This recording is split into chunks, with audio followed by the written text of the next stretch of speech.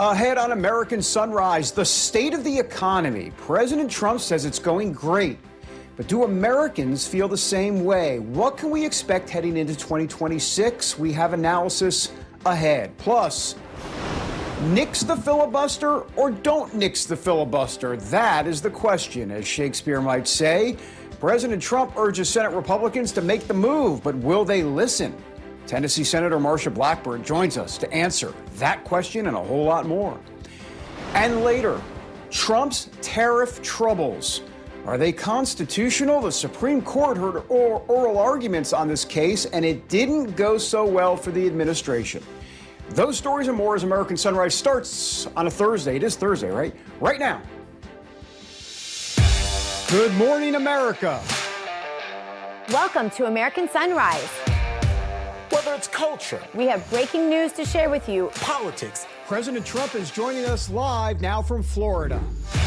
We've got you covered. This is what it looks like to be a patriot. We have to protect the American family.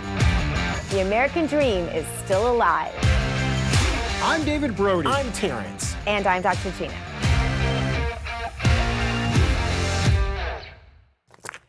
Good morning, everybody. I'm Dr. Gina. We are live with you from the Palm Beaches. Let's bring in David Brody. He's in Washington, D.C., and T. Bates in our Denver newsroom. Good morning, gentlemen. Good morning, Gina. T. Lady and gentleman, good morning to both of you. Hey, quick question off the top. Do either of you have plans to fly this Thanksgiving holiday? Are you guys going to be Thanksgiving? I have to fly tomorrow. Oh, boy. So, yeah, wish me good luck. Thank you. Yeah. I think by Thanksgiving they'll have this resolved, don't you, T? We're talking about, by the way, so our audience could be brought in 100%. On the conversation. Maybe we should do that. We're talking about the Schumer shutdown. Look at these producers so on top of it. 36 days, 9 hours, 2 minutes, 6, 7, 8 seconds.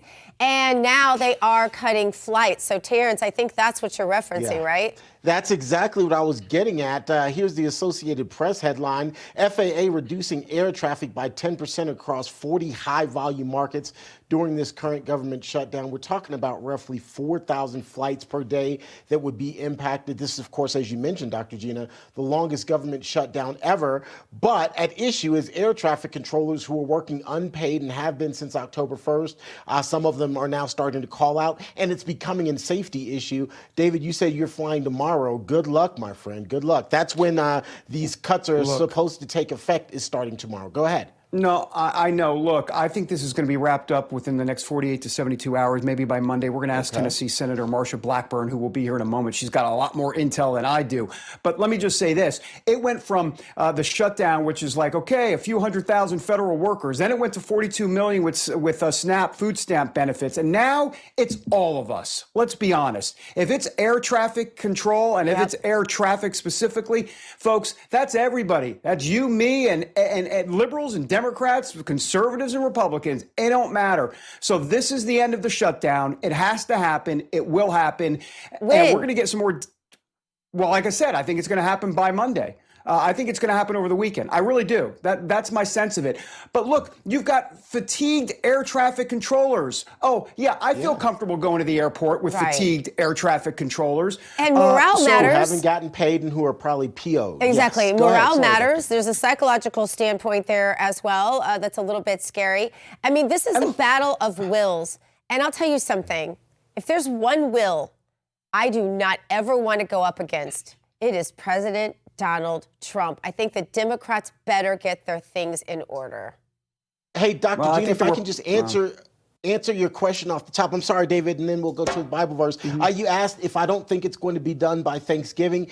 Even if the government does reopen here in the next couple of days, remember, the current continuing resolution is only till November 21st. So if there's no deal reached, if there's no real negotiation before the 21st, then we very well may be back at this same position after the 21st. That is my, you don't think so? It. Okay, that's my concern. No. Well, let's ask Tennessee Senator Marsha Blackburn. We got to get to her. But no, I mean, at that point, they're going to just change the date and they'll extend it. They're talking about extending to January. We'll talk about it. Okay, well, we're going to talk about the Bible first for just a minute, because no matter how chaotic our lives are, we can always pause for this. John 8:29. And he who sent me is with me. The Father has not left me alone, for I always do those things that please him. Well, that should be the goal anyway. Absolutely, for sure. Thank God there's grace and thank God we're forgiven. President Trump addressed the American Business Forum on the one-year anniversary of winning his second term in office. If you missed it, here's part of his speech. Take a look. I'm pleased to report that today the United States has the strongest economy, the strongest borders, the strongest military, the strongest friendships, and the strongest spirit of any nation anywhere. We have the greatest economy right now. A lot of people don't see that. But if you look at what's happening with all the factories, AI, auto plants all over the country being built, that if you would have thought about that 2 or 3 years ago, you would have said it was the opposite. They were all leaving. Now they're all coming in. They're all coming back and then some. And I think that we can honestly say, and I think you're going to see it even more so over the next 12 months, that this is the golden age of America. This is the golden age. Good friend of the show. I don't think I've ever been burning so badly with so many questions for you as I am this morning, Senator. I could barely contain myself in the laps before the show. I was like, I want to ask you this, I want to ask you that. Here we are in this shutdown. And as I said, if it were my will against President Trump's, he's going to win every time. That guy, I mean, he's got a will of steel. Look at what he's been through. We've now been through this shutdown for this inordinate, the longest ever amount of time. Senator, when is this resolved and who wins? We hope that the American people are going to end up being the winners, and we hope that we get this resolved very soon. Trying to find a date to extend it to, as you all mentioned, and there is a discussion about pushing it into January. I've recommended that we put the date for the CR past the State of the Union address so that President Trump knows he's going to be able to get up, address the American people, and we're not going to be in the middle of another budget or shutdown fight. The good thing is our Appropriations Committee in the Senate has already cleared every one of the approps bills, and 3 of those have come off the Senate floor. Those are ready to go into a conference committee with the House and get signed into law. And the good thing is the more of those appropriations bills we pass, the smaller a CR is, because the goal is to end the Schumer shutdown. It is to make certain we get off the Biden budget numbers and onto a Republican and Trump budget, and that we're able to begin to meet the mandate the American people called for, which is to reduce the size, the reach, and the scope of the federal government.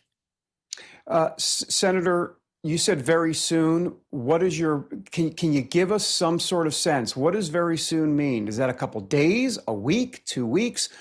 What do you think? We're talking about hours and days.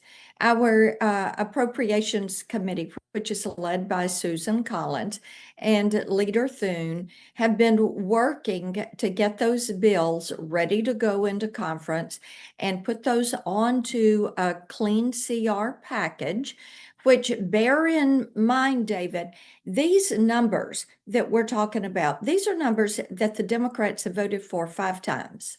And because they have Trump derangement syndrome, they have voted against continuing with the Biden numbers. There's nothing to negotiate in the CR because there were no subtractions or additions onto it. It was a clean continuation. So getting this package ready to go and getting Senate Democrats to agree to work on this so that we are back on a budget. And that's important when you talk about the military and you talk about contracting. It is important to be on a budget number and not on a CR number. Senator Blackburn, I'd like to ask you what you believe has changed for Senate Democrats that would encourage them now to vote for a clean CR and move this forward. What is different today that was different 2 weeks ago in terms of not only the CR, but also what has happened publicly? And we know about the airports, we know about SNAP and all of that. But from a Democratic perspective, what has changed? Well, Terrence, they said they were going to get past the No Kings rallies on October 18th. Then it was let us get past November 1st. Then it was let us get past the elections. And now they're saying they're ready to talk. As you talk with Democrats, and of course, they're not talking publicly, but as you talk with them, you hear them express frustration with the way this shutdown has been carried out. And, there's polling that says blame Republicans. There's also polling that is blaming a lot of Democrats, especially when you look at the fact that the AFGE, the largest federal employee union, is siding with Republicans in this. They want the shutdown to end. The Air Traffic Controllers Union, they have sided with Republicans in this shutdown. That is what people want to see. And as I talk to Tennesseans, they want to see the shutdown ended. They want the federal government to be responsible. They think it's time to reduce federal employment and to reduce what the federal government spends. They like the fact that President Donald Trump is sending responsibility, power, authority back to the states and giving the states the lead in education, healthcare, other components that never should have been in Washington, D.C. in the first place. Senator, there's a lot of talk. President Trump has said that he would like to end the Senate filibuster. This is the question I wanted to ask you before the show, but then I'm like, no, I'll ask you on the show. I want to get your take on that because we've had a lot of people weigh in on this, other lawmakers, and most of them, it sounds like, are opposed. What's your opinion? We know that there is always frustration from the executive branch with the fact that the Senate holds the 60-vote filibuster. We also know that if the Democrats ended the filibuster, that they would add Puerto Rico and D.C. as states. That gives you 4 more senators, probably going to be Democrat senators. We also know that they would pack the Supreme Court. We also know they would federalize elections. So it is important. The filibuster has played an important role in allowing the minority party to stop bad legislation. And we did that, as you saw, a Joe Biden presidency, a Barack Obama presidency. So I don't know exactly what the resolution is going to be on that. I don't know if there is going to be a change of the number that you have to see. There's a lot of discussion around this. Everyone is frustrated with the fact that the Democrats have continued to vote no more than a dozen times. They have voted to keep the government shut down. They have voted to see people suffer and have even admitted they knew people were suffering, but they felt like it gave them political leverage. That should be disgusting to people. It is. They have planned for this shutdown. Chuck Schumer had a war room about this shutdown for months, and they wanted to do it so they could include illegal aliens in government health care. Yep. And as you all know, the Democrats have said since the inception of Obamacare, it was a step on the path to government-controlled health care. Absolutely. So all of this fuss has been over keeping the Biden COVID credit bonus that went on in 2021, where they removed the income caps, and people making as much as $500,000 a year could go to the Obamacare exchange. Yep. They could get a taxpayer subsidy that paid for 80 to 90% of their health insurance on the Obamacare exchange. And the taxpayer was footing the bill for always. wealthy individuals. Yeah. And it is about making another giant leap toward government-controlled healthcare, that socialist healthcare system. They're obsessed with it. Yeah, well, Senator, we're glad that you are obsessed with holding the line and keeping them honest and keeping our nation free. Thank you so much for being here with us this morning. Happy Thanks, to Senator join you. Blackburn. All right, coming up, we check out the hottest headlines from the Wrap newsroom with T. Bates. And later, Democrats got sweeping victories in Tuesday's elections. What exactly does this mean for the midterms next year? We're going to have analysis ahead on American Sunrise.